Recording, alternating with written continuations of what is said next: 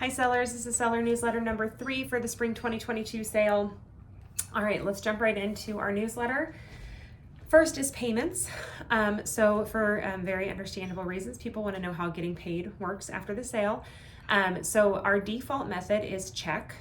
So that means that if I do not hear from you otherwise, I'm going to send you a check in the mail to whatever address you provided in your consignor workstation.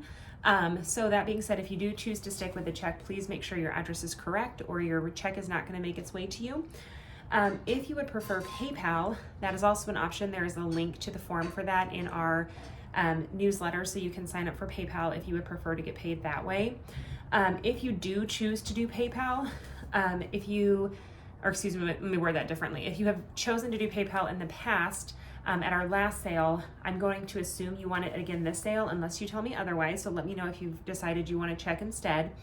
If you are not sure if you've done PayPal in the past, feel free to go ahead and re-sign up.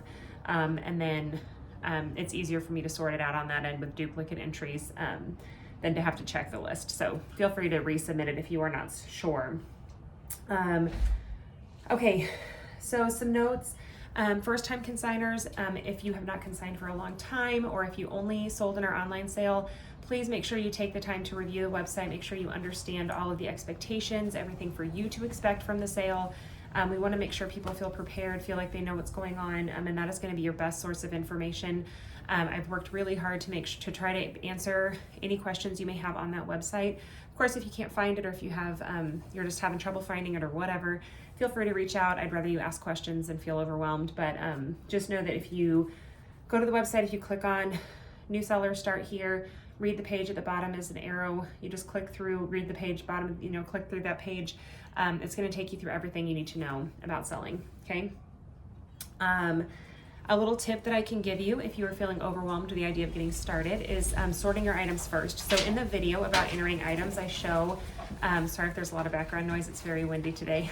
I show how when you enter an item, it populates for the next item with the category and the size again. So if you sort your clothing items by the category and the size, you can flip through and enter them a lot faster. So that might be something to help get you started. But of course, if you're not sure if you're going to get everything entered on time, I would highly recommend going ahead and right now, before you do anything else, getting those high importance items put in. That way, if nothing else, you've got those put in. Okay. Tag descriptions. I talk about this so much because I think it's more important than people realize. Okay, it is really important on your tag descriptions. You can really put anything in there, but it really is helpful if it is a good description of the item. So for example, if you put blue jeans, okay, if that tag gets separated from that item, I'm gonna have a really hard time knowing that I can match those items back up, and so your item may just end up not selling. Along with that, if items come up to the register without tags, I can very often search them in the system and sell them that way, and so your item still gets sold even though the tag got separated. But for example, again, if you just have blue jeans, I can't with confidence sell that item knowing that I'm selling the correct person's item, so I have to not sell it. Okay, so if you can provide me a really good description, if you say the brand name, if you, give some other indication of the item. I know some like blue jeans are hard to give good descriptions of, but just something to consider as you're making those descriptions. I also really suggest that you use that space to really market your item. So if it is an item that is high demand for some reason, for example, brand name, if it's new with tags, if it's a particular like team or something, I would highly recommend using that description, because sometimes the shoppers are flying through, searching a whole bunch of items. They might see something that catches their eye, and it's going to make it more likely that they might take another look at your item. Okay, remember, item entry closes April 3rd at 10 p.m.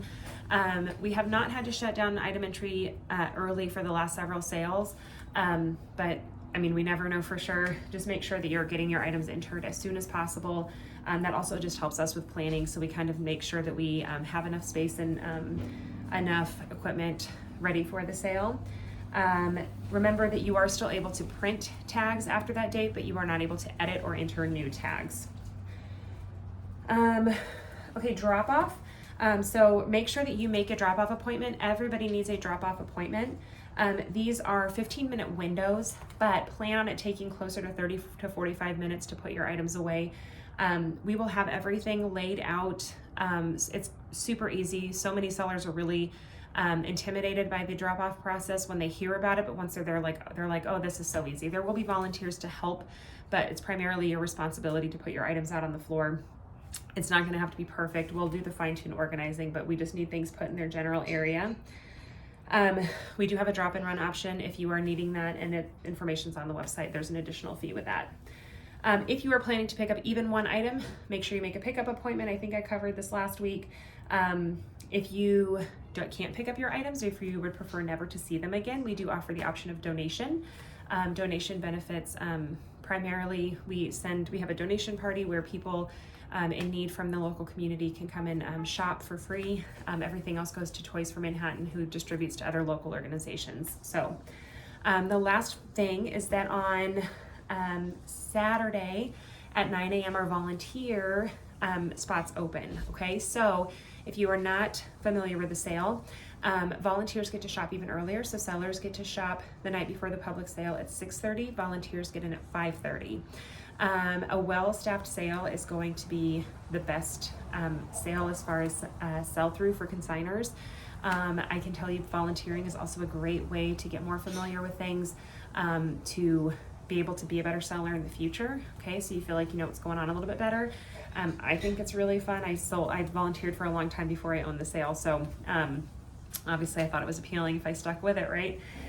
So if you have any questions, let me know, but you can do that just through your consignor workstation. You'll be able to go right in and sign up to volunteer there. So they're generally 4-hour shifts, and they're all super easy and fun. Okay, so that gets you in to shop even earlier, and then you can share your seller's pass with somebody so that hopefully more people will come buy your stuff, right? Okay. All right, I think that covers everything for this week. If you have any questions, as always, please let me know. Go ahead and keep plugging away, getting those items entered. You guys are doing a great job. Let me know if you need anything else. Thanks.